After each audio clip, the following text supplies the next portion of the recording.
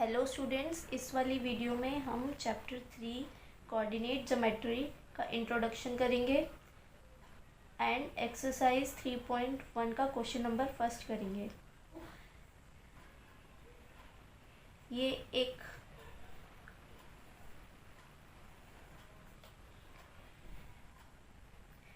Sheet है, एक page है आपकी कॉपी का। इसमें ट्राइंगल बनाओ। इसमें वो सर्कल बने, स्क्वायर हो, रेक्टेंगल हो, कुछ भी हो, या कोई एक पॉइंट हो। मैं आपको बोलूँ ये कहाँ लोकेट है, तो आपको लोकेट करने के लिए एक एड्रेस की नीड होगी। पता तो होना चाहिए वो कहाँ पर है। कैसे लोकेट करेंगे, तो वो कैसे लोकेट करते हैं वो कोऑर्डिनेट ज्योमेट्री में पढ़ेंगे। अब ये सारी फिगर्स देखो, ये पॉइंट से मिल कर बनती है, ठीक है। तो इस पॉइंट का अगर हमें एड्रेस पता है, हमें लोकेशन पता है, तो हमें इस पूरी फिगर की भी हम बता सकते हैं। जैसे ये पॉइंट है, ठीक है, मुझे इस पॉइंट का एड्रेस बताना है। नॉर्मली मुझे ये बताना है ये कहाँ पर, मैं कहूँ इसे लोकेट करो, तो कैसे बताओगे? कोई यहाँ पर है तो ये यहाँ से कहेगा कि यहाँ से आप सीधा जाओ, और फिर यहाँ से वर्टिकली जाओ, फिर हॉरिजॉन्टली जाओ, या फिर यहाँ से हॉरिजॉन्टली जाओ और फिर वर्टिकली मुड़ जाओ, ठीक है। यहाँ से जाके यहाँ, या फिर यहाँ से जाके यहाँ। दोनों ही कंडीशंस में एक तो चाहिए होगी वर्टिकल लाइन, एक हॉरिजॉन्टल लाइन। इसमें भी एक हॉरिजॉन्टल और एक वर्टिकल लाइन चाहिए होगी, और मेनली परपेंडिकुलर लाइंस होनी चाहिए ये, क्योंकि अगर परपेंडिकुलर नहीं होगी तो डिस्टेंस तो फिर तो कुछ भी बन जाएगा, ठीक है। परपेंडिकुलर्स होने चाहिए। To locate a point in a plane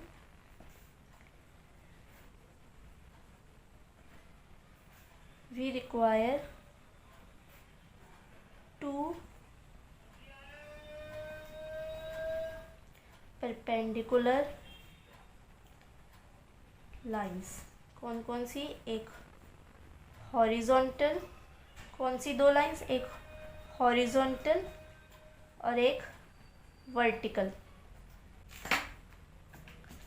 तो हमें किसी भी पॉइंट को लोकेट करने के लिए एक प्लेन में दो परपेंडिकुलर लाइंस की ज़रूरत होती है, एक हॉरिजॉन्टल और एक वर्टिकल। ये जो मैं बोलूँ ये कोई भी प्लेन है, प्लेन कुछ भी हो सकता है, टेबल का सरफेस, बेड का सरफेस, कुछ भी, कोई भी सरफेस होता है उसे प्लेन कहते हैं। तो ये एक प्लेन, इसको क्या कहेंगे? जो प्लेन है इसको कहते हैं कार्टेशियन। मैथ्स में इसे क्या कहते हैं? कार्टेशियन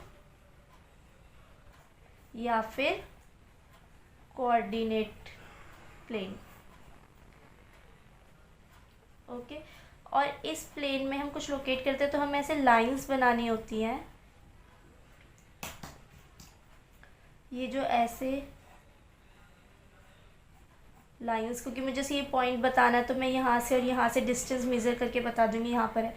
इन लाइंस को कहते हैं, ये जो लाइंस होती हैं इन लाइंस को कहते हैं कोऑर्डिनेट एक्सिस,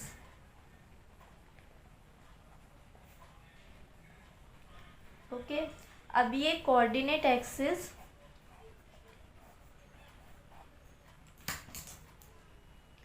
तो जो ये हॉरिजॉन्टल वाली लाइंस होंगी और जो ये वर्टिकल्स वाली लाइन होंगी, इनके भी अलग अलग नाम हैं।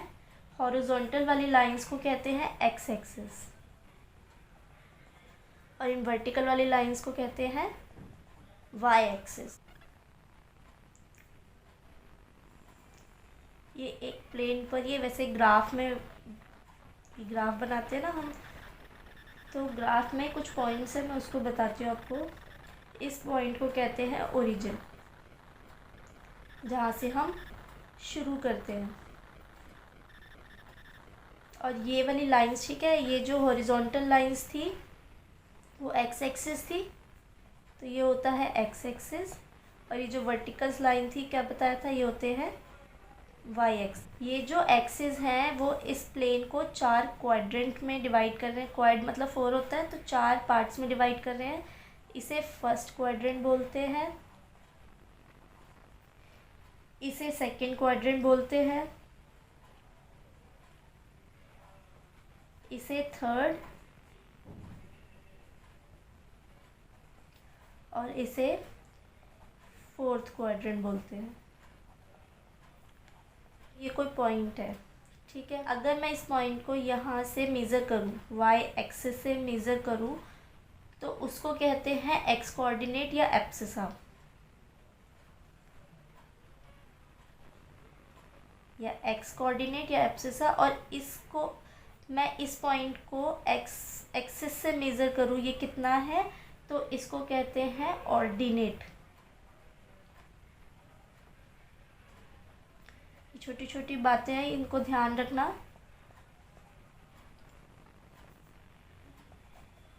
Distance of a point from Y axis is called X coordinate या फिर abscissa.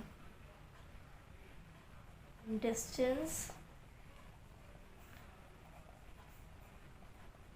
Of a point from X axis से जो डिस्टेंस होगा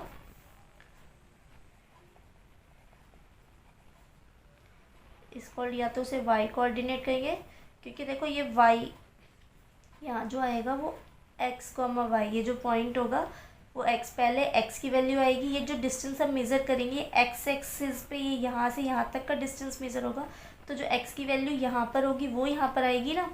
और जो हम एक्स एक्सिस से डिस्टेंस मेज़र करेंगे वो ये वाली वैल्यू, यानी कि ये वाली लाइन होगी, जो यहाँ वैल्यू होगी वो आएगी यहाँ पे। तो पहला एक्स होगा, दूसरा वाई होगा, वाई कोऑर्डिनेट, और सिर्फ ऑर्डिनेट भी बोल सकते हैं। तो हमारा ये पूरा, इसको पूरे को क्या कहते हैं, कोऑर्डिनेट। तो हमारा कोऑर्डिनेट हम क्या कहेंगे, एक्स कॉमा वाई। अब देखो, अगर हम एक्स एक्सिस पर कोई भी पॉइंट लेंगे, कोई भी पॉइंट कहीं पर भी लेंगे, तो उसमें वाई की वैल्यू तो ज़ीरो होगी। अगर यहाँ पर कोई पॉइंट है ये वाला, तो वाई तो उसमें मेज़र ही नहीं हुआ ना, वाई तो यहाँ पे ज़ीरो है, तो ये ज़ीरो ही हो जाएगा। तो एक्स एक्सिस पर कोई भी पॉइंट हो,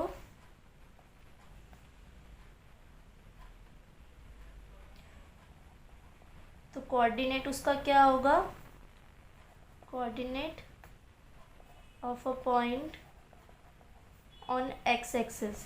एक्स एक्सिस पर क्या होगा, एक्स की वैल्यू तो होगी पर वाई की ज़ीरो होगी, तो उसका कोऑर्डिनेट बनेगा हमेशा एक्स कॉमा ज़ीरो। एक्स की कुछ ना कुछ वैल्यू होगी और वाई ज़ीरो होगा। ऐसे ही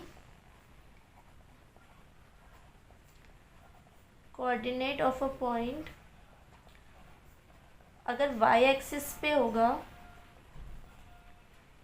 तो इसमें एक्स ज़ीरो होगा और वाई की कुछ वैल्यू होगी। देखो यहाँ पर मान लो यहाँ पर है, ये अगर कोई पॉइंट है या फिर यहाँ कोई पॉइंट है, तो यहाँ वाई तो कुछ ना कुछ होगा, बट एक्स क्या होगा, एक्स तो यहाँ पे ज़ीरो है ना। यहाँ से ऐसे देखेंगे, इधर तो है नहीं कहीं पे कि हम इतना मेज़र करेंगे इसको, ये तो ये ज़ीरो पर ही है, तो ये होगा ज़ीरो कॉमा वाई। और ओरिजिन के कोऑर्डिनेट्स ज़ीरो कॉमा, कोऑर्डिनेट क्या होते हैं, ज़ीरो कॉमा ज़ीरो। इसमें आपको ये ध्यान और रखना है कि ये जो क्वाड्रेंट्स बन रहे हैं, इसमें जो ये एक्स एक्सिस होता है, ये इधर से इस साइड तो पॉजिटिव होता है, इधर 1 2 3 4, और इधर माइनस वाले लेते हैं। ऐसे ही इसमें इधर प्लस वाला होता है और नीचे की साइड माइनस वाला होता है। यहाँ ज़ीरो से स्टार्टिंग होती है ना, तो यहाँ प्लस है और यहाँ प्लस है, तो इसमें जो कोऑर्डिनेट्स बनेंगे उसमें फर्स्ट और सेकंड, एब्सिस और ऑर्डिनेट, दोनों ही पॉजिटिव होंगे। इसमें एक्स पहले एब्सिसा आता है तो वो नेगेटिव, और ये पॉजिटिव है तो पॉजिटिव। इसमें ये भी नेगेटिव है, ये भी नेगेटिव वाली साइड है, तो ये बनेगा नेगेटिव नेगेटिव। और ये वाला क्वाड्रेंट बनेगा, पहले एक्स वाली पॉजिटिव साइड है और फिर वाई की नेगेटिव है, तो पॉजिटिव नेगेटिव। एक्सरसाइज 3.1 का question number first, how will you describe the position of a table lamp on your study table to another person. आपके स्टडी टेबल पर एक लैम्प रखा है, आप उसको कैसे डिस्क्राइब करोगे दूसरे पर्सन को, उसकी पोजीशन को कैसे डिस्क्राइब करोगे कि वो कहाँ पर रखा है। तो हम क्या करेंगे, पहले एक उस टेबल को क्या मान लेते हैं, एक प्लेन मान लेते हैं। Consider the table as a plane.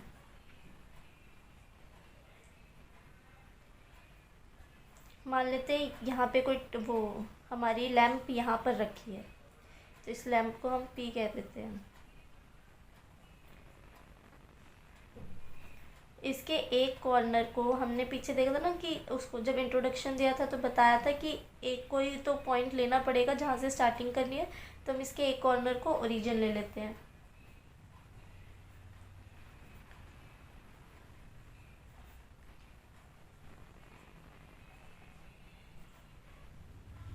और उसको O कह देते हैं, O। इसकी लेंथ को हम x एक्सिस कह देते हैं और इसकी ब्रेथ को हम y एक्सिस ले लेते हैं।